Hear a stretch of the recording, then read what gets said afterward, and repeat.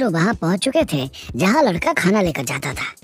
अदिति को आज भी उसके पीछे ही आना था। थोड़ी देर में शांतनु की नजर गली से बाहर निकलते हुए उस आदमी पर पड़ी जिसका उसने पिछले दिन पीछा किया था। उसने फौरन विक्रम को संदेश भेज दिया। अपनी तय जगह पर जाकर आदमी ने लड़के से खाने का डिब्बा लिया और वापस चल पड़ा। वहाँ से अदिति ने उसका पीछा करना शुरू किया। गली के दोनों तरफ विक्रम और शांतनु उस पर नजर बनाकर लोगों के बीच छुपते हुए उसके साथ साथ ही आगे बढ़ रहे थे। जब वो बाहर की सड़क छोड़कर अंदर मुड़ा तो विक्रम उसके साथ मुड़ गया, लेकिन शांतनु कुछ देर तक मोड़ पर ही खड़ा रहा। इस गली में बाहर की सड़क पर इतनी भीड़ नहीं थी, पर ये जगह सुनसान भी नहीं थी। विक्रम को उसका पीछा करने में कोई परेशानी नहीं हुई। अचानक वो आदमी एक बिल्डिंग के अंदर घुस गया। उस ऊंची बिल्डिंग में बहुत सी मंजिलें थी, जैसे वहाँ बहुत सारे ऑफिस हों। सुबह के वक्त हाथ में ब्रीफकेस लिए कई लोग बिल्डिंग के अंदर जा रहे थे। विक्रम भी सबके साथ अंदर चला गया। खाना लेकर वो आदमी जिस लिफ्ट में घुसा उसमें ऑफिस के दूसरे लोगों के साथ विक्रम भी चला गया और एक कोने में खड़े होकर आदमी पर नजर रखता रहा। धीरे धीरे सभी लोग उतर गए और लिफ्ट में बस वो दोनों रह गए। अचानक दोनों हाथों को दीवार पर रखकर विक्रम ने घबराई हुई आवाज में कहा, या अल्लाह, कहीं ये लिफ्ट गिर न जाए। आदमी ने मुड़कर उसकी तरफ देखा और पूछा, आप तो हमारी भाषा बोलते हैं, कहाँ से आए हैं? विक्रम की घबराई सी नजर अब भी लिफ्ट के बटन पर थी। भाईजान, आप कौन सी मंजिल पर जा रहे हैं? आपके उतरने के बाद मैं अकेला रह गया तो डर के मारे मेरी जान ही निकल जाएगी। आदमी ने हंसकर पूछा, तुम्हें कौन सी मंजिल पर जाना है मियाँ? 50 पर, विक्रम ने डरते हुए कहा। आदमी ने चौंक कर उसे देखा। 50? लेकिन यहाँ तो सिर्फ 40 मंजिल है। क्या? विक्रम की हालत रोने जैसी हो गई। जुनैद भाई ने तो इसी गली में इशारा करके ऑफिस जाने को कहा था, अब मैं क्या करूं? लगता है तुम गलत पते पर आ गए हो। वैसे इसके सामने वाली इमारत में भी बहुत सारे ऑफिस है और उसमें 60 मंजिल है। शायद तुम्हारे भाई का ऑफिस वहां पर हो, आदमी ने कहा। विक्रम और भी घबरा गया। भाईजान, क्या आप मुझे नीचे तक छोड़ देंगे? मैं अकेले वापस नहीं आ पाऊंगा। या मैं ऐसा करता हूँ, आपके साथ ही उतर जाता हूँ और फिर सीढ़ियों से नीचे चला जाऊंगा। आदमी फिर से हंस पड़ा। मैं तो 35वीं मंजिल पर उतरूंगा। वहां से नीचे जाने के लिए पता नहीं कितनी सीढ़ियां हैं। विक्रम की आंखों में आंसू भरा है। आपको खुदा का वास्ता भाईजान, मुझे बचा लीजिए। अकेले लिफ्ट में तो मेरा दम ही घुट जाएगा। जंजीरों से लटका हुआ ये लोहे का डिब्बा जाने कब गिर जाए, फिर मेरी अमीना का क्या होगा? उसकी हालत देखकर आदमी ने उसे दिलासा दिया। अरे अरे, मर्द होकर आंसू बहाते हो, शर्म करो। अच्छा रुको, मैं खाना पहुंचाकर तुम्हें नीचे तक छोड़ दूंगा। लिफ्ट तब तक 35वीं मंजिल तक पहुंच गई थी। दरवाजा खुलते ही विक्रम तेजी से बाहर आ गया। उसकी फुर्ती देखकर आदमी फिर से हंसने लगा। हम बहुत डरपोक हो मियां, तुम यहीं खड़े रहो, मैं ये डिब्बा देकर 5 मिनट में आता हूँ। उसके जाते ही विक्रम ने चुपके से घड़ी का बटन 2 बार दबाकर शांतनु और अदिति के पास संदेश भेजा कि वो लोग अपनी जगह पर रहकर ही विक्रम का इंतजार करें। उसकी नजरें आदमी पर थी। लिफ्ट के बाहर एक लंबा गलियारा था जिसके दोनों तरफ काफी दूर पर दरवाजे थे, लेकिन यहाँ कोई नजर नहीं आ रहा था। शायद ये ऑफिस की जगह थी, लेकिन इस मंजिल पर अभी तक कोई ऑफिस बने नहीं थे। गलियारे के बिल्कुल आखिर में जाकर आदमी ने एक दरवाजा खोला और अंदर चला गया। विक्रम चुपचाप अपनी जगह पर खड़ा रहा। अगर यहाँ कहीं भी वीडियो कैमरा लगा हुआ था तो वो नहीं चाहता था उसकी किसी भी हरकत से देखने वालों को उस पर शक हो। बीच बीच में वो अपना चेहरा पोंछता रहा। कुछ देर बाद आदमी बाहर आया और उसे लिफ्ट से नीचे तक छोड़ दिया। विक्रम ने उसे बार बार शुक्रिया कहा और फिर हैरत से सामने वाली इमारत को देखते हुए उसके अंदर घुस गया। काफी देर अंदर छुपे रहने के बाद वो बाहर निकला और वापस जाकर अपने साथियों को होटल लौटने का इशारा किया। कमरे में जाने के बाद विक्रम ने जगह के बारे में शांतनु और अदिति को बताया। अदिति ने कहा, वो नई बिल्डिंग है, इसलिए ऊपर की मंजिलें अभी खाली है। लगता है 35वीं मंजिल पर किसी खाली ऑफिस में उन्होंने कब्जा कर रखा है। शांतनु ने विक्रम को देखा। हमें लोकेशन पता चल गई है, तो आज रात को ही हम हमला कर सकते हैं। अदिति ने इनकार में सिर हिलाया। इतना आसान नहीं होगा। यहाँ हर बिल्डिंग और लिफ्ट के अंदर वीडियो कैमरे लगे हैं। हो सकता है वो लोग रिकॉर्डिंग पर नजर रखते हों। खासकर रात को ये बहुत आसान होगा क्योंकि सभी ऑफिस बंद हो जाते हैं और रात को बिल्डिंग में जाने वाले 2-4 गार्ड ही होते हैं। अगर रात के समय हम लोग लिफ्ट से गए तो उनकी नजर में आ जाएंगे। मेरे ख्याल से हमें दिन में जाकर किसी ऑफिस वाले फ्लोर पर छुप जाना चाहिए और रात को सीढ़ियों से 35वीं मंजिल पर पहुंचना चाहिए। कुछ देर सोचने के बाद विक्रम ने कहा, लेकिन कैमरे तो बिल्डिंग में बहुत सारी जगह पर हैं। हम सीढ़ियों से भी ऊपर आए तो संभावना है रात को बिल्डिंग खाली होने की वजह से हमारी हरकतें उनकी नजरों में आ जाए। जाना तो रात को ही मुमकिन हो पाएगा विक्रम, अदिति ने कहा। दिन में वहां हम कोई ऑपरेशन नहीं कर सकते क्योंकि बहुत सारे लोगों की जान खतरे में आ सकती है। विक्रम ने गहरी नजर से दोनों की तरफ देखा। दिन में नहीं, हम रात में ही हमला करेंगे और ये काम आज रात को ही होगा। उसने अपना प्लान बताया।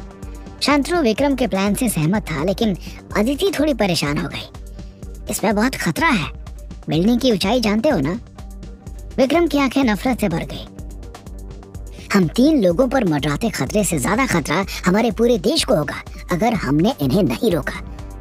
इस वक्त सबसे जरूरी है इनके मंसूबों को कामयाब होने से रोकना। उसकी बात सुनकर अदिति ने अपना हाथ आगे किया और जोश से कहा, तो फिर ये काम आज रात ही पूरा करते हैं। सुबह का सूरज उगने से पहले हमारा मिशन कामयाब होगा।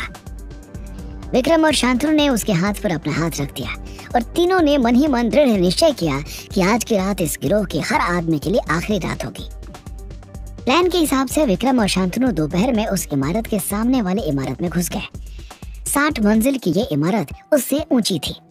लिफ्ट से वो दोनों सबसे ऊपर की मंजिल पर उतरे और फिर सीढ़ियों से छत पर पहुंच गए। दीवार की आड़ से उन्होंने दूरबीन से 35वीं मंजिल पर नजरें गड़ा ली। कांच की दीवार पर पर्दे लगे हुए थे। करीब 7-8 फीट का सिर्फ एक हिस्सा ऐसा था जहां पर्दा नहीं था और अंदर नजर आ रहा था।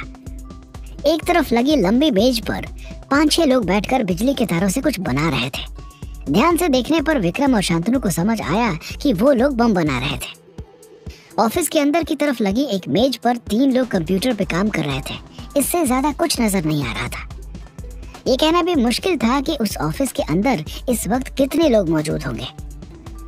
कुछ देर बाद अदिति ने आतंकवादियों वाले बिल्डिंग में प्रवेश किया। 30 मंजिल तक बहुत सारे ऑफिस थे। अदिति लिफ्ट से 30वीं मंजिल पर आकर उतर गई।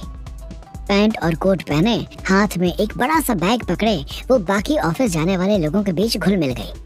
थोड़ी ही देर में उसने ये सुनिश्चित कर लिया कि कौन सी जगह कैमरे की पहुंच से बाहर है। अब अदिति को रात तक यहीं छुपकर बैठना था। धीरे धीरे दिन ढलने लगा। एक एक करके ऑफिस से लोग निकलने लगे। कुछ ही देर में दोनों इमारतों में सन्नाटा छा गया। कांच की दीवारों से अंदर जलती रोशनी की वजह से ऑफिस के खाली कमरे नजर आ रहे थे। अंदर सिर्फ कुछ गार्ड बचे थे और आतंकवादी। जब अंधेरा थोड़ा और गहरा हो गया और गली के आखिर में दिखती सड़क पर बनी दुकानें भी बंद हो गईं, तो विक्रम ने अदिति को संदेश भेजा कि वो और शांतनु अपना ऑपरेशन शुरू करने जा रहे हैं। शांतनु ने खास तरह की गन निकालकर दूसरी बिल्डिंग के छत पर निशाना लगाया। हल्की सी आवाज के साथ एक मोटी सी तार उसकी गन से निकलकर सामने वाले बिल्डिंग की दीवार पर चिपक गई। शांतनु ने 2-3 बार जोर से तार को खींचा, लेकिन उसकी पकड़ ढीली नहीं हुई। तार के दूसरे सिरे पर मोटा सा हुक था। ये सिरा शांतनु ने छत पर बनी एक मजबूत पाइप के साथ अटका दिया। विक्रम ने अपनी कलाइयों पर एक पट्टा बांधा जिस पर चक्री जैसा छोटा सा पहिया लगा था। उसने शांतनु की तरफ देखा और कहा, क्या मेरी टीम इस मिशन के लिए तैयार है? यस सर, शांतनु ने तन कर जवाब दिया। विक्रम ने दोनों चक्रियां तार में फंसाई और बिल्डिंग से कूद गया। पहिए की तरह रोल होती हुई चक्रियां उसे तेजी से दूसरी बिल्डिंग की तरफ ले गई। अगर नीचे से कोई इस दृश्य को देखता तो बुरी तरह से डर जाता। रात के अंधेरे में तार नजर नहीं आ रही थी, इसलिए ऐसा लग रहा था कि काले कपड़े पहने कोई साया ऊंची बिल्डिंग से हवा में उड़ता हुआ निचली बिल्डिंग की तरफ जा रहा है। दूसरी तरफ पहुंचते ही विक्रम दीवार पकड़कर छत पर कूद गया। उसने वहां से शांतनु को अंगूठा दिखाया। शांतनु ने भी अपने हाथ पर वैसा ही पट्टा बांधा और कुछ ही देर में वो भी विक्रम के साथ था।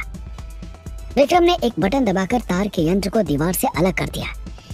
तेजी से खींचते हुए तार उसी छत तक वापस चला गया।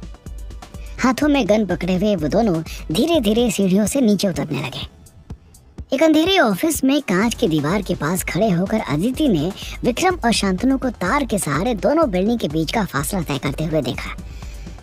उसने बहुत से खतरनाक मिशन में हिस्सा लिया था, लेकिन अपनी टीम के किसी एजेंट को खोने के ख्याल से ही अब भी उसे घबराहट होती थी। उन दोनों को हवा में झूलते देखकर एक पल के लिए उसका दिल कांप उठा। अगर किसी वजह से तार टूट गया तो 600 फीट की ऊंचाई से गिरकर उनके शरीर के चीथड़े हो जाते। लेकिन तार को झटके से वापस जाते हुए देखकर उसने चैन की सांस ली। 5 मंजिल नीचे उतरकर विक्रम और शांतनु 35वें फ्लोर पर पहुंच चुके थे। सीढ़ियों के दरवाजे के पास कान लगाकर वो कोई आहट सुनने की कोशिश कर रहे थे, लेकिन वहां सिर्फ सन्नाटा था। सभी आतंकवादी ऑफिस के अंदर काम कर रहे थे। शांतनु ने बहुत धीरे से दरवाजा खोला और बाहर झांका। पूरा कॉरिडोर अंधेरे में डूबा हुआ था। सिर्फ आखिर के एक दरवाजे के नीचे से छनकर थोड़ी रोशनी बाहर आ रही थी। विक्रम ने गर्दन को झटका देकर शांतनु को बगल के एक खाली ऑफिस में जाने को कहा। शांतनु के जाने के बाद वो अकेला था। दबे पांव बहुत ही धीरे से विक्रम एक एक कदम आगे बढ़ाने लगा। वो दरवाजे से करीब 6 फुट की दूरी पर था जब अचानक दरवाजा खुला और एक आदमी बाहर आया। अगर आदमी सिर उठाकर देख लेता तो विक्रम बिल्कुल उसके सामने था, लेकिन कान खुजाते हुए वो नीची नजरें करके तब तक आगे बढ़ता रहा जब तक विक्रम से टकरा नहीं गया। उसकी आवाज निकलने से पहले ही विक्रम ने छुरी से उसका गला काट दिया। मरने के बाद भी उसकी खुली आंखें आश्चर्य से भरी थी। उसकी लाश को विक्रम ने बगल के खाली ऑफिस में पटक दिया। शांतनु ने उसकी तलाशी ली तो उसके पास कोई हथियार नहीं थे। उसने फुसफुसाकर विक्रम से कहा, लगता है ये लोग बहुत बेफिक्र होकर काम कर रहे हैं। विक्रम ने उतनी ही धीमी आवाज में जवाब दिया, इनके पास हथियार ना भी हो, लेकिन ऑफिस में अगर बम है तो बाकी सब कुछ भी होगा। शांतनु ने पूछा, तो फिर प्लान के हिसाब से दोनों तरफ से अटैक करें? विक्रम ने हामी भरी और मुड़कर कांच की दीवार की तरफ जाने लगा। तभी अंधेरे में उसे महसूस हुआ कि कमरा खाली नहीं है। दूसरी दीवार के पास कुछ सामान रखा था। उसने शांतनु को इशारा किया। अपनी गन को सामने की तरफ ताने वो दोनों धीरे धीरे आगे बढ़ने लगे, लेकिन वहाँ सिर्फ लकड़ी की पेटियां थी। हो ना हो इसमें आतंकवादियों का ही सामान है, विक्रम ने कहा। चेक करते हैं।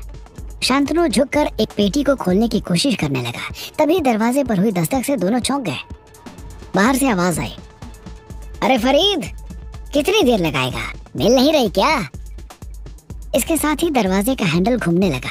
विक्रम और शांतनु ने झटके से एक दूसरे की तरफ देखा। क्या अंदर आने वाला आदमी अपने साथी की लाश देख पाएगा?